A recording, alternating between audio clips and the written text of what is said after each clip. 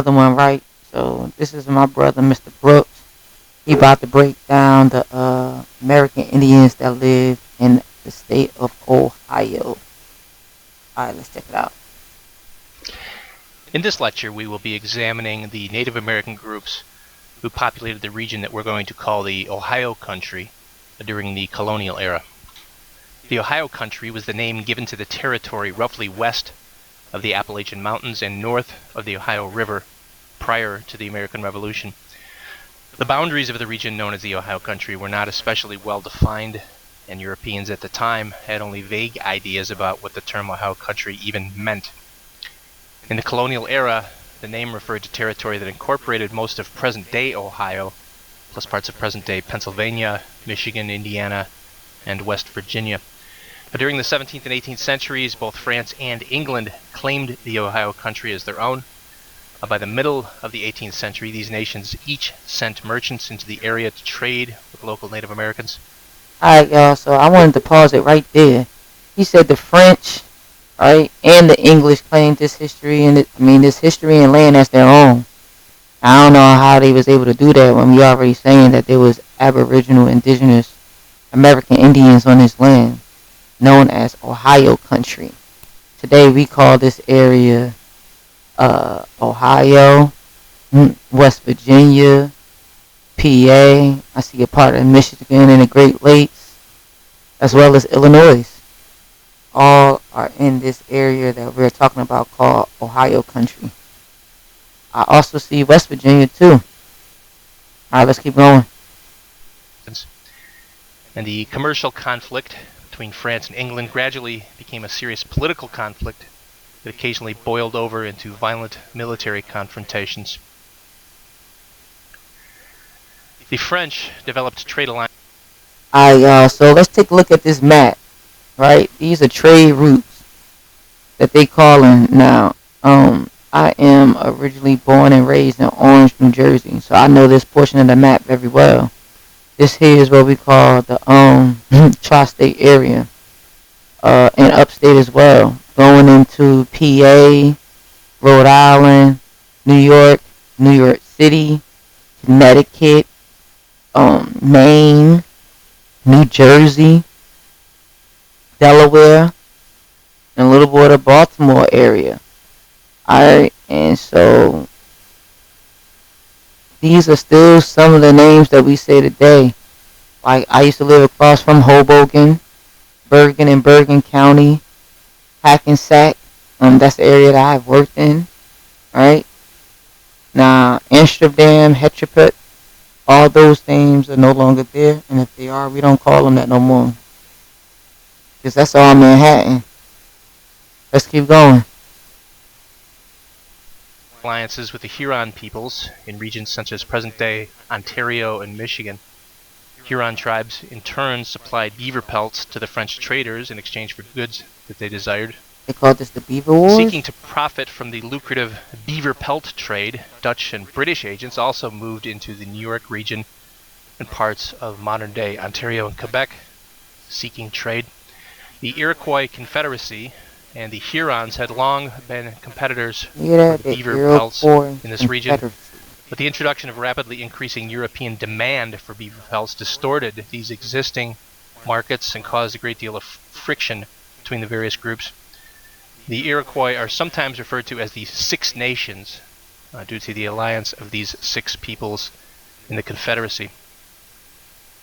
You might be asking... Alright, I want to pause right there. Did y'all hear what he said about the Iroquois and the Confederacy?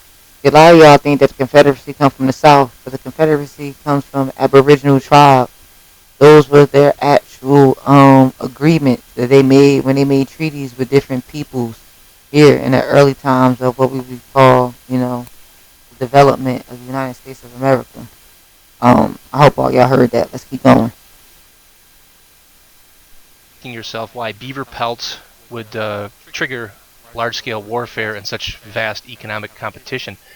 A beaver fur matted very easily and made an attractive felt that was highly prized for its use in expensive hats, craved by wealthy Europeans in the 16th, 17th, 18th, and 19th centuries.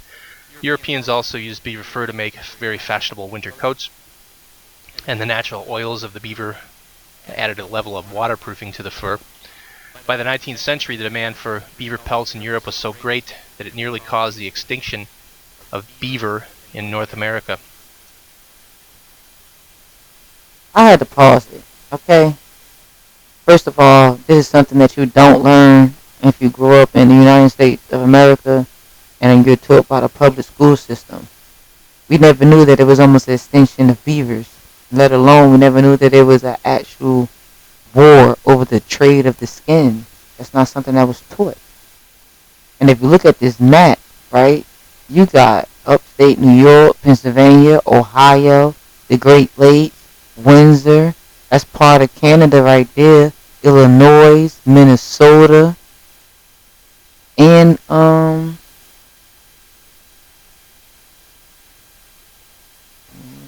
Indiana. Excuse me.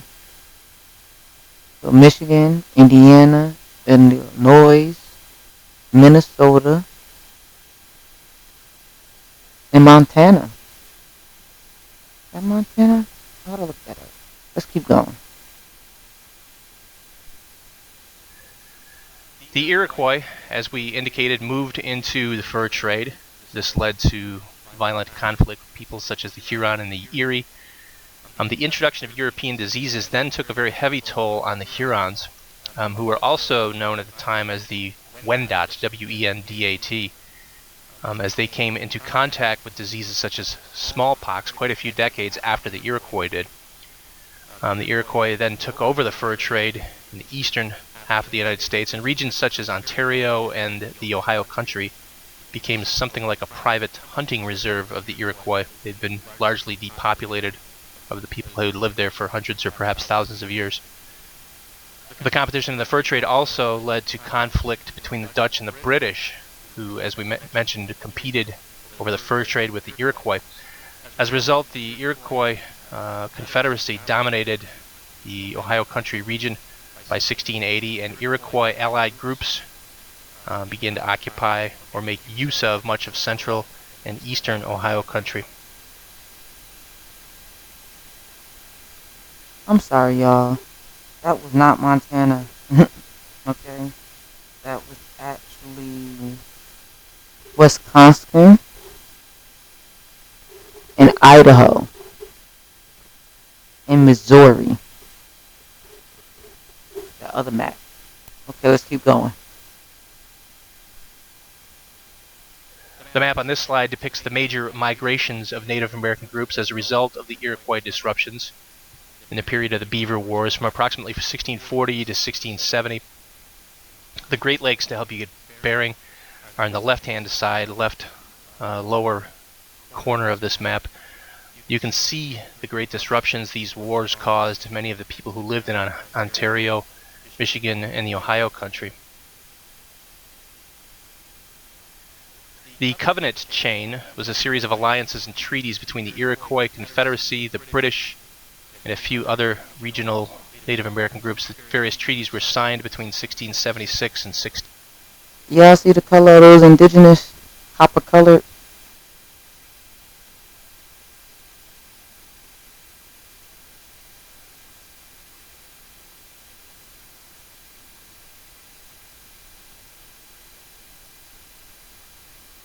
That young brother right there, he look like he English, but he's copper colored. As if they, indoctrined him. Or he actually might be English. Let's keep moving forward. 1692. There was some dispute as to the exact nature of the relationship between the British and the Iroquois as a result of these treaties. The British believed this treaty made the Iroquois something of a subordinate people, but the Iroquois disagreed. In the negotiations to a 1692 treaty, Iroquois leaders asserted the following statement: "You say that you are our father and that I am your son. We will not be like father and son, but like brothers." So the Iroquois asserting that they were equals with the British. The Iroquois believed, as a result of this treaty, the British owed them, their brothers, military protection for the French. The British, however, believed this was not a binding military treaty, but more like a mutual aid treaty or a friendship agreement. The British. So basically, they ain't abide by the damn treaty. They ain't think it was binding. It was good enough for them when they needed help, but it wasn't good enough to stop them from taking over their lands. Of course, had a legal system in which contracts could be drawn up and modified or even canceled with the use of lawyers and courts. The Iroquois, though, believed that a contract once negotiated was binding forever, that you couldn't go back and sort of renegotiate the terms. These cultural misunderstandings led to later issues of mistrust. We ain't even gonna let him sugarcoat that. They voided out their contracts. They didn't adhere to their contracts, and in return, they stole the land from the Iroquois. All right, let's keep moving forward. And accusations of treaty violations on both sides. The image on this slide is the treaty that brought an official end to the so-called Beaver Wars. This is a document that has become known as the Great Peace of Montreal. Hey, so I paused that. Y'all see this treaty? This was supposed to be the document that brought the end of the Beaver Wars. Have they ever taught that? Let's keep going. It was mediated by the French. However, the French, we should note again, had a great deal of commercial and financial matters at stake, so it's understandable that they would like peace so they could profit from the beaver trade and other trade goods. The drawings on the treaty are pictographic signatures of chiefs who represented various Native American groups at the time. This image is a close-up of some of the pictographs used as signatures. Below the images are French captions indicating the tribe that each signatory represented. The Great Peace of Montreal brought an end to the major hostilities for a few decades, and the French established much stronger relations with many Native American peoples in the Ohio country than the British were able to do. We will examine the nature of French trade relationships in the Ohio country a little later in this course. The demographics of the Ohio. Alright, so I wanted to pause that, right? So this is literally Ohio, right? Iowa. You got the Great Lakes in there, Lake Erie, Delaware, Suwannee, Miami, Illinois. Y'all see it? These are also indigenous names of different tribes and civilizations. They didn't take or even change the names. They kept everything the same. Alright, let's move forward. Ohio country, as depicted in this map of 18th century Ohio country, were markedly different from the centuries prior to contact with Europeans. New groups appeared, some older groups merged with some of the newcomers, and in a few cases, new ethnic identities formed. This map shows the relative location of most of the major Native American groups in the Ohio country in the... Alright, so have any of y'all heard of some of these names? These indigenous names? I've heard of Suwannee, Miami. I didn't even know Miami was an indigenous name. Monco, Delaware, because we have a Delaware in Jersey, so I've heard of that. But, Wyandotte. I don't know if I'm pronouncing that right. Ottawa. Panawani. These are towns, y'all. Old Chillicothe. These are towns. Okay, these are different indigenous towns. You see, they also have a newcomers town. Of course, we know who the newcomers are, right? Probably French and English. Connie Town, Old Kukulkan. They done dumbed us down with the English language so much we can't even pronounce our indigenous places of foundation, right? These were the founding towns of what we now know as Ohio, as parts of Michigan and West Virginia. In the 18th century. after the chaos of the Beaver Wars had settled. It doesn't include every group, and there were some groups that may be lost to history in terms of their representation in this map.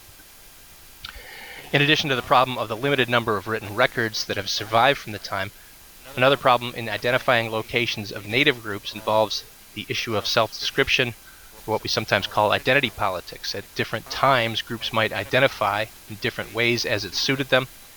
Also, since there was such geographical disruption, as we indicated, among the various ethnic groups, some new groups formed that were amalgamations of smaller tribes and groups of other Native American groups. So it can be a bit confusing at times, but here are some of the major groups and where they're located, and we'll kind of go through these one by one.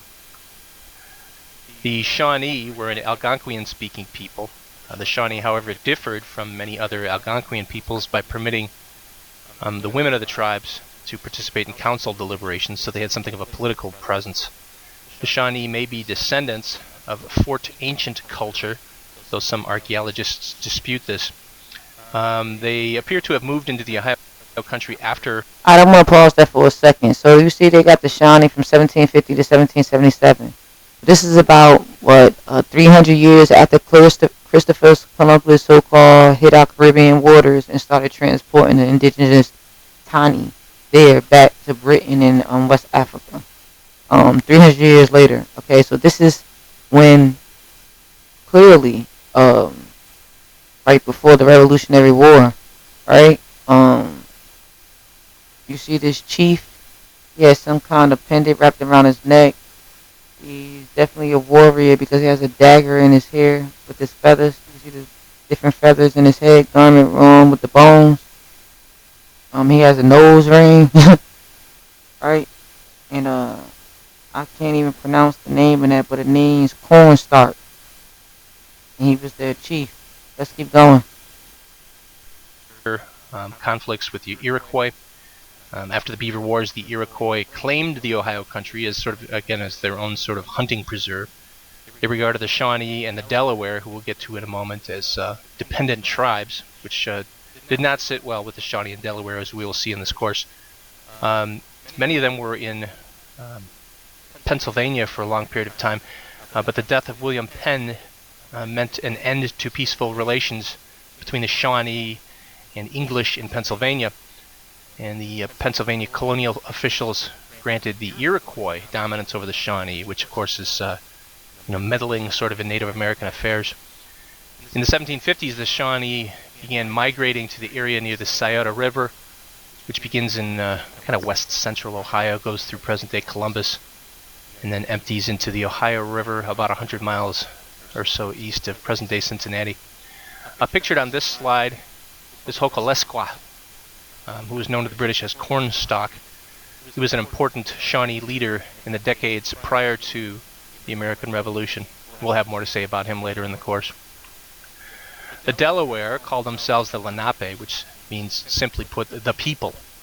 They were an Algonquian-speaking people. They, too, were treated poorly by the heirs of William Penn. In this kind of crazy land scheme that U.S. federal judges acknowledged in 2004 and then an appeal in 2006 was likely fraudulent.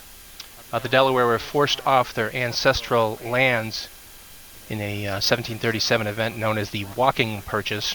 Walking referring to the amount of territory a person could walk across in one day, and in this particular case, the individual who was a descendant of William Penn supposedly walked 70 or 80 miles in one day. In this fraudulent scheme, the Delaware lost an area that's about the size of present-day Rhode Island, very significant, tens of thousands of square miles. They were forced further westward after the Treaty of Easton in 1758, which was a treaty that saw many Native American groups pledge an alliance with the British. Unfortunately, they played both sides against each other in the French and Indian War. The Delaware did. This cost them dearly after the war in the settlement treaties. The Delaware then migrated to eastern and southern Ohio as a result of the 7 Years' War, or the French and Indian War, which again we'll get to later in the course. The Wyandot were originally Iroquoian speakers. and they are sometimes grouped together and called the Huron people. However, by the 16th century, their language, which was known as Wendat, was mutually unintelligible with Iroquois languages and dialects. They found themselves often at war with the Iroquois, as we saw in the period regarding the Beaver Wars. By the 18th century, the modern Wyand... Alright, so you got 3 different tribes that's tribing with the Iroquois. Alright? You got the Delaware, you got the Wata, you got the Shawnee. They all battling out with the Iroquois. Alright, let's keep going. Wendat people formed from these Wendat groups of Huron and Petun people, P-E-T-U-N. The word Petun is a French word. It means something like tobacco people, and it referred to the fact that the Petun grew tobacco as a crop. By 1750, these new Wyandot were centered along the Muskingum River in eastern Ohio. They extended into northern Ohio and parts of southern Michigan. There was a significant Wyandot band near Sandusky, present-day Cedar Point area. Nicholas Orotoni is probably the most well-known of the Wyandot leaders. He led an anti-French campaign in the middle of the 18th century, and we'll get to him a little bit later in the course as well. The Miami were an Algonquian-speaking people. Yeah, you pronounce that? Miami. Another Algonquian-speaking people from East Ohio, right? They was also supposed to be rivaling with the Iroquois. But the Iroquois had smoke with everybody, is what it seemed like, right? The Iroquois were beefing with every tribe around here. I'm not shocked. That's why we still hear their name to this day, Iroquois. But you don't hear about the Miami. You don't hear about the Westcott. You don't hear about too much of the Swanee, right? But you do hear about the Iroquois. I just want that to be known. People who migrated south from Wisconsin between the mid-17th century and the mid-18th century as a result of the Beaver Wars. So they were not in direct conflict with the Iroquois, but they were sort of pushed south and into the Ohio country from Wisconsin because other groups moved into their area. So again, this is sort of a chain reaction, groups being displaced, dispersed, resettled, and other groups being pushed out of the lands they lived in. Alright, I don't want this to be taken lightly. He keeps saying groups, but you're talking about civilizations that was moved out, moved up. You had other civilizations that was moving on. Probably civilizations that's been there for hundreds of years because you had different French, British, Portuguese peoples moving in on their lands, taking their lands, signing treaties and then going against their word. And now they don't have no choice but to go further west. And the more west they went, the more civilizations they interrupted. Let's keep going. They ended up settling in present-day western Ohio, eastern Indiana, and southwestern Michigan. The Miami were among the most antagonistic to white encroachments on Native American land in the Ohio country. They were also one of the most numerous Ohio peoples.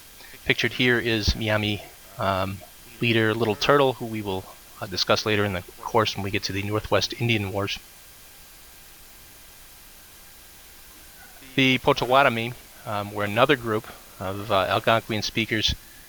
The word Potawatomi means something like keepers of the fire. Yeah, he they refer to themselves as the Anishinaabe, the original people. They were allied with the I had to pause that. He said they referred to themselves as the original people. Y'all heard that? The original people. Alright, let's keep going. Ojibwe and the Ottawa. The Ojibwe are sometimes referred to by English speakers as Chippewa, but it's Ojibwe. They were in an alliance known as the Council of Three Fires. These three groups, each metaphorical fire representing one of the three peoples. So keepers of the fire would then be, a mainstay of this alliance. They were originally based in southwestern Michigan. They too were dispersed during the Beaver Wars. The principal regions they inhabited in the 18th century were in western and northwestern Ohio, southeastern Michigan, and the areas around present-day Chicago and Green Bay.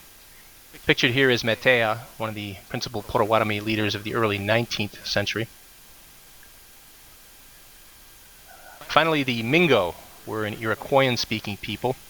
They were a group made up of a variety of peoples who migrated west to the Ohio country in the mid-18th century. I don't like the term, but sometimes they were referred to as an amalgamated people or a mix of people, originally from Iroquoian groups such as the Senecas and the Cayugas. The word Mingo is actually an Algonquian word referring to these people. They would not refer to themselves as the Mingo. In the 18th century, the Mingo began to resent. Alright, so let's just be clear. The Mingo, that's not what they refer to themselves as. This is a European term or another term that another rivaling tribe civilization gave them. Demands of the Iroquois. So even though they are an Iroquois-allied people made up of kind of remnants of groups from the original Six Nations, they began to chart a course independent from the Iroquois, sometimes resulting in violent clashes with members of the Six Nations. Pictured here is noted Mingo leader Logan the Orator, and we will be discussing Logan later in the course as well. And this draws to a close our brief look at the historical Native American groups of the Ohio country. So that's the end. Shout out to this brother here, Michael E. Brooks, who actually did a whole little breakdown dissertation of the indigenous Americans in Ohio country. Alright, so we're gonna get a little bit more into that. But for now, we're gonna go. Peace. Have a good one. We don't know where we going until we know where we been. That's what we all about. Figuring out where we been so we know where we going. Let's go.